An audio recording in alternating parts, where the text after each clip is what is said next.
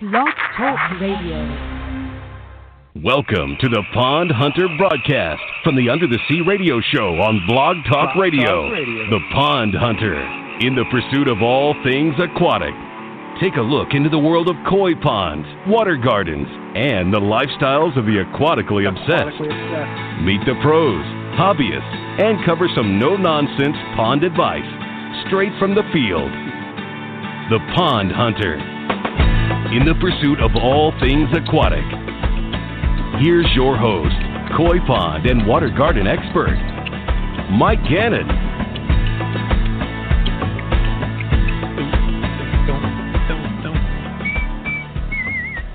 Hey, everybody. Hey. Welcome to episode 41 of the Pond Hunter radio broadcast. I'm your host, Mike Gannon, el cazador del pozos, and el PL.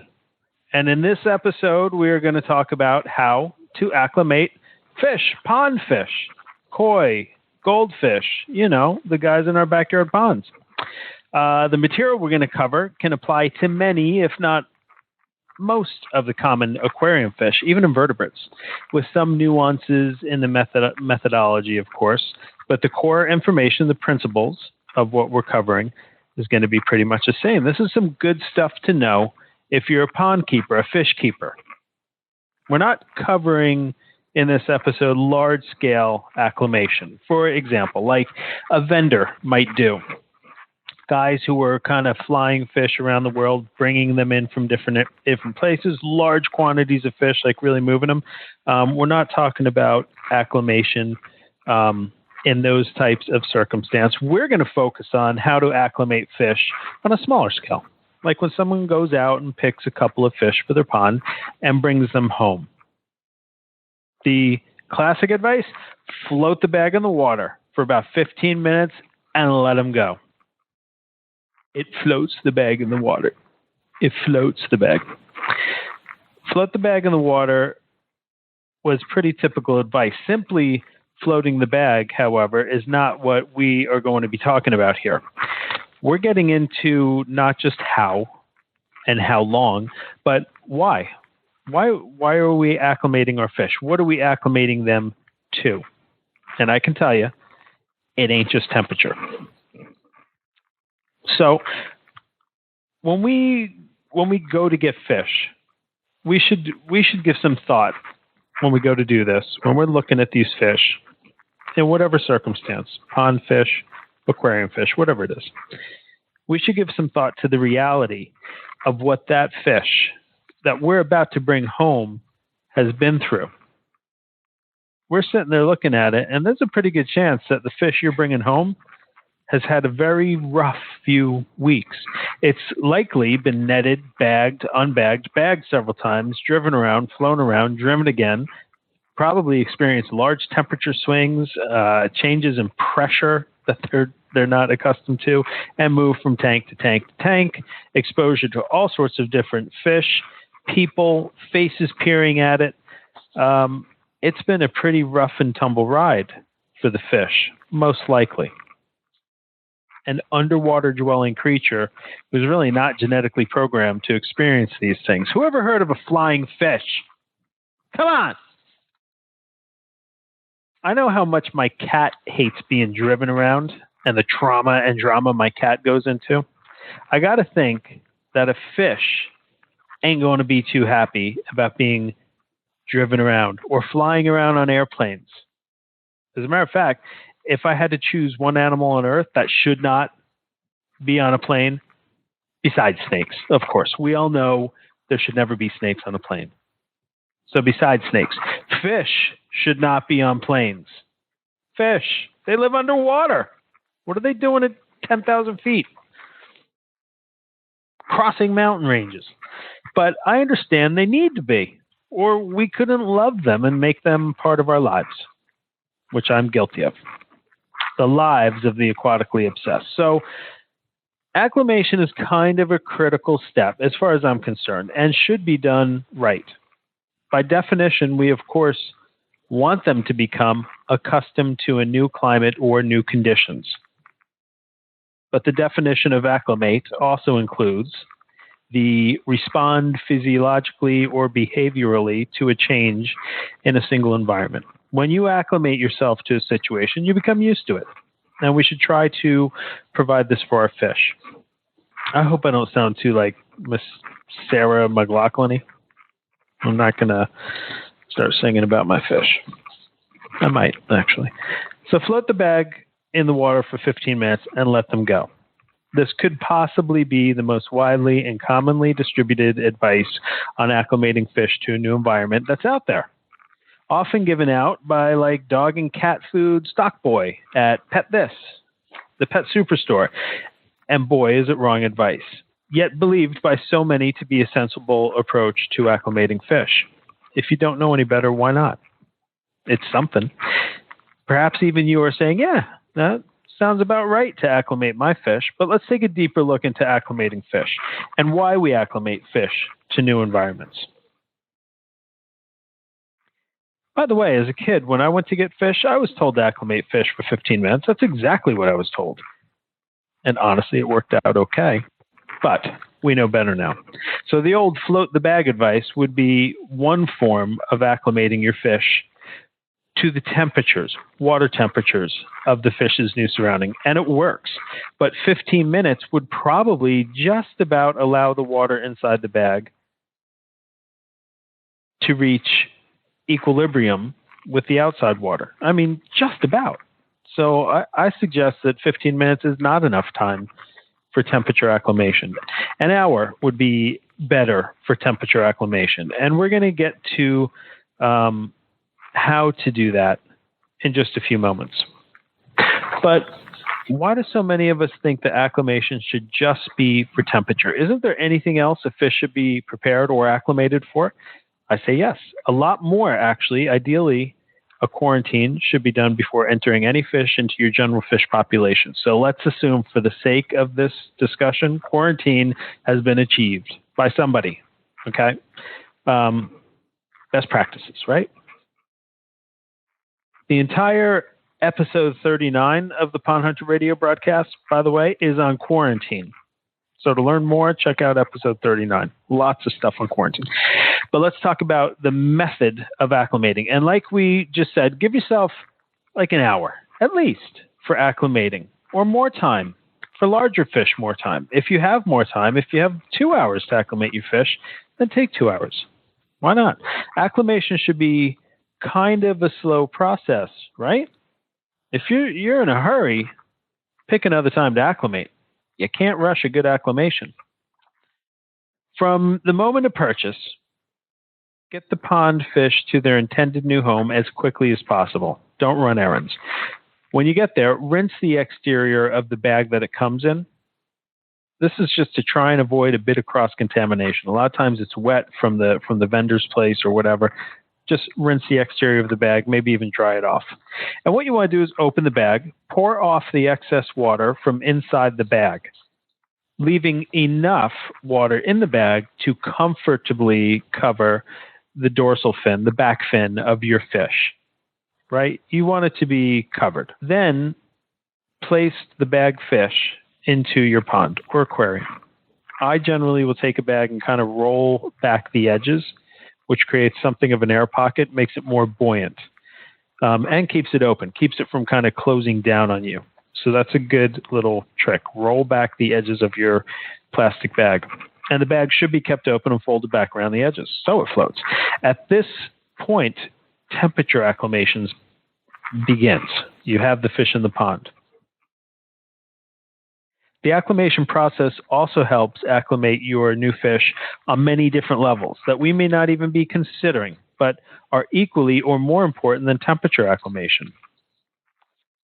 However, after about 10 minutes of just floating quietly, you should start adding some of your pond aquarium water to the bag, with the goal being that within your given time period, let's call it an hour or more, you will be tripling the volume of water in the bag from what you started out with. For example, if your fish is in a bag with 1 gallon of water, over that period of the hour, you want to make it 3 gallons of water by adding water from your pond. Make sense? I hope that makes sense. So water should be added to the bag about every 10 minutes. And this process completes the temperature acclimation. But really, we're acclimating for so much more. And you can use the method of your choice for getting the water in there, by the way. I have no problem using something as simple as a red cup. A 16-ounce new, clean plastic cup works for me. Maybe a glass beaker should be used if that works for you. Maybe just dip the bag. It can all work. Use a method that suits you best. No harm, no foul. There's also methods that utilize drip lines, of course. I'll point out that you can also use a container of your choice along the side of your pond. You don't have to use a bag, as I'm suggesting. If you prefer not to place the bag in your pond, as other people may advise, there's lots of info out there. I actually prefer using the clear bag that fish usually come in because I think it offers other benefits during acclimation. For example, lighting conditions. Fish are very sensitive to light, and they should be given time to adjust to the new surroundings, light levels. From where they come from to where they are right now being acclimated, give them a little bit of time to adjust to that. Fish should not just suddenly be plunged into bright sunlight or artificial lighting. Let them acclimate to it. A clear bag also will allow your new fish to visibly acclimate to the new fish population. A fish should be given time to see who's in the new environment they're about to enter, with a protective barrier of clear plastic between them and the resident fish population. Fish can tell a lot about the environment they're heading into when they're given the chance to safely observe who their new mates are going to be. Resident fish are not always welcoming to other fish, and those fish who are not so accepting of others may even attack the bag and the new fish is being acclimated in. So good that you have that plastic barrier in between them. Not so much with koi and goldfish, but I'm generalizing with fish in general. So this is good information for a fish to have before just getting dumped into a new environment and promptly attacked. Now that's stress. Or some fish may be aggressive coming out of the bag, ready to kick everyone's ass in the place. I mean, this behavior is much more part of aquarium fish keeping, cichlids and those kind of guys, badasses. The aggression, really not so much on the part of fish such as koi and goldfish, who we're really focusing on for this podcast. Koi and goldfish are pretty community-oriented, pretty social fish. So generally speaking, there really aren't any attacks. However, it's not like it doesn't happen. So the clear bag also allows for the residents of the tanks to acclimate to the new presence. So there's a benefit to all parties involved. The residents of the tank gets to see who the heck's coming in and prepare themselves. Doesn't every neighbor like to take a peek at the new people moving into the neighborhood? Mine did. Fish love to get that peek too. You'll see them. It's funny.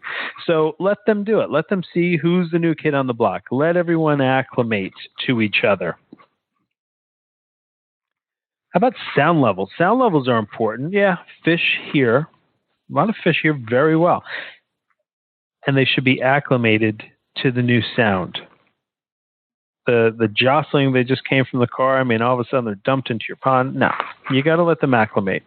The sound levels of waterfalls, filters, air pumping, pumps, etc. Give them a nice and slow release. Let them get used to those sounds. A lot of us know how jumping into water gives a completely different sound experience. And it's not usually a very quiet one. Underwater can be really loud. Ask any diver, ask any snorkeler. It gets loud under there. Fish are not as quiet and, sullen as we think. You have the ambient sounds to deal with as well. So the fish are going into this new environment. A waterfall is crashing into it. Fish are making all sorts of sounds. Fish make interesting sounds. They bark, they grunt, they whine, they snap, they crack. Fluttering, croaking, pretty common sounds in the fish world. This is not a stretch. Fish can be very vocal. And this, again, is especially true in the world of aquarium fish, where there's a tendency to mix many different types of fish. So a lot of communication needs to happen between these fish. Chatty Cathy's. I'm sure koi and goldfish have a whole set of audibles to converse with their fellow koi and goldfish as well. Wouldn't you prefer that your new fish have time to acclimate to some smack talk that might be coming from them, you know? Of course, in a koi pond, there's no smack talk. They're all like, welcome to the pond, my good man. La, la, la. I guess.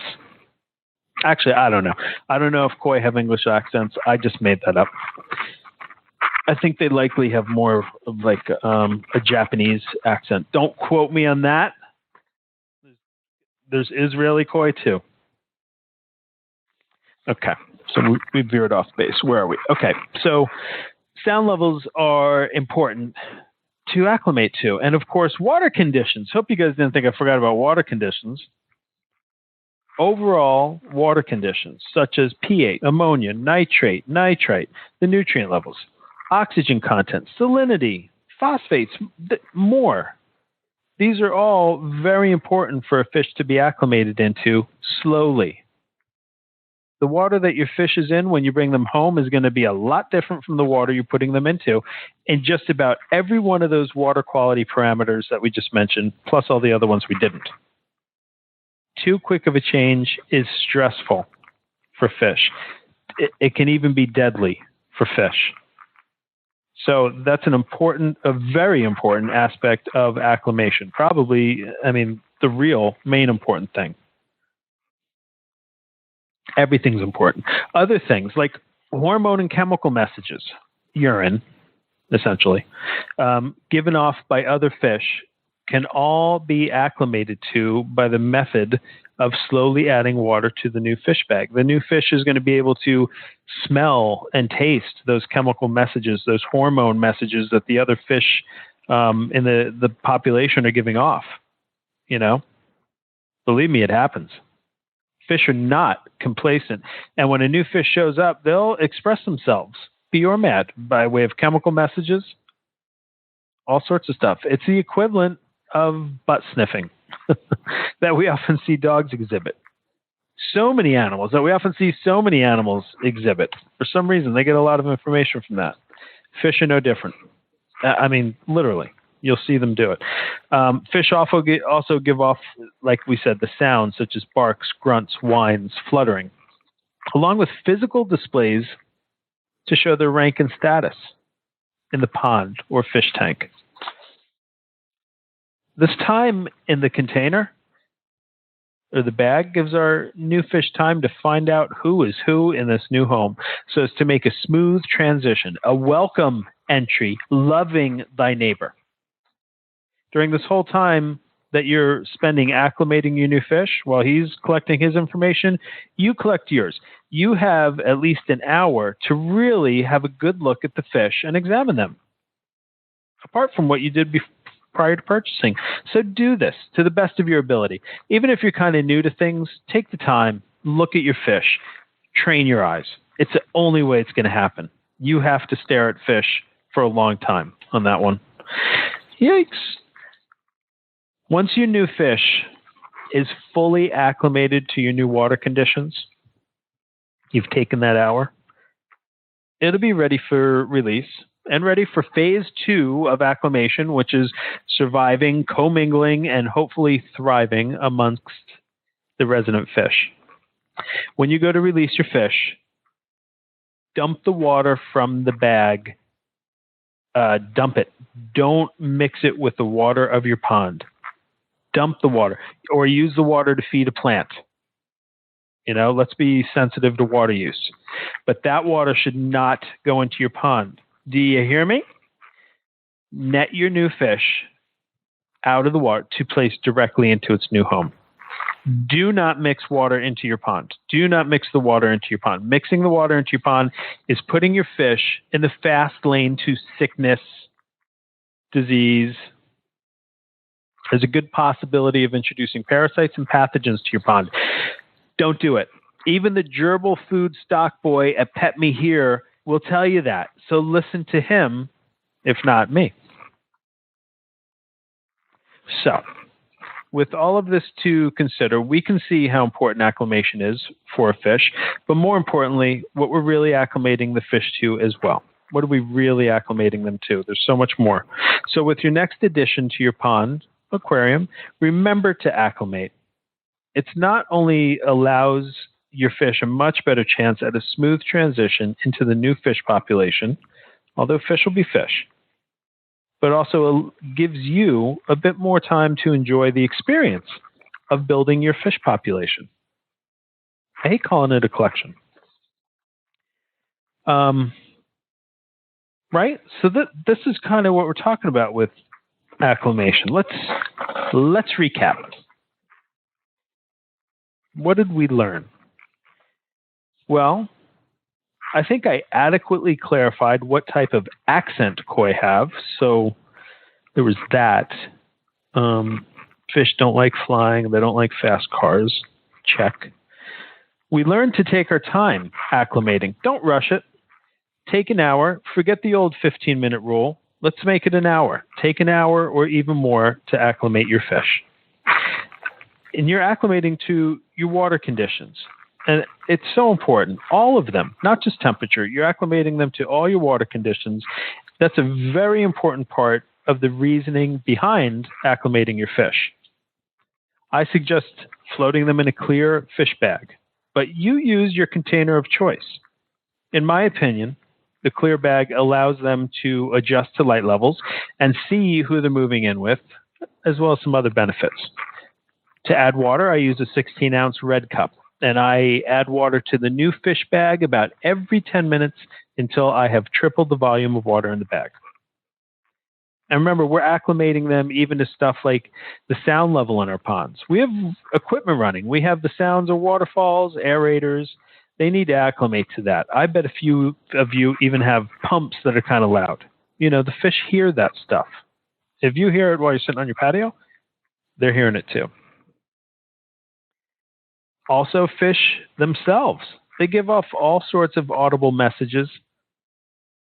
Chirping, barking, whining, croaking, chemical messages too. So give your fish time to process that information. It's essentially aquatic butt sniffing, if not exactly that. Sometimes along with these messages, there are physical exchanges between fish. Even with koi and goldfish, the potential for a very physical exchange between new fish and resident population is there. It's there. Not common for koi and goldfish, but it's there. And especially with many of the aquarium varieties. Some of them fish will mess your ass up. They'll mess up your whole day if you try to waltz into their tank. They let the newcomers know who boss real quick. They let them know the pecking order, man. As I'm talking about this, it sounds like a prison scenario. But fish keep it real, yo. How many fish keepers listening to this have gone home one day, all happy to introduce your new fish to your seemingly peaceful collection of fish, only to see, to your horror, the new fish gets its ass beat in your fish tank? Like to death, like real life Wild Kingdom in your freaking house. Jailhouse justice, man. No, but seriously, acclimate your fish so that they're all better informed of what is going down when a new resident is coming in. Oh, don't feed them while acclimating. I shouldn't need to say that, but you can guess why I am. Do not mix the water from the bag or container into your pond. Don't do it. It's a very fast way to introduce pathogens to your pond, a problem that can be devastating and long-term.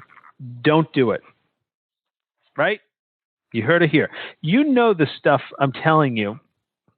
And what I present here is based upon my experiences working with koi, goldfish, aquarium fish, tropical freshwater, and marine invertebrates.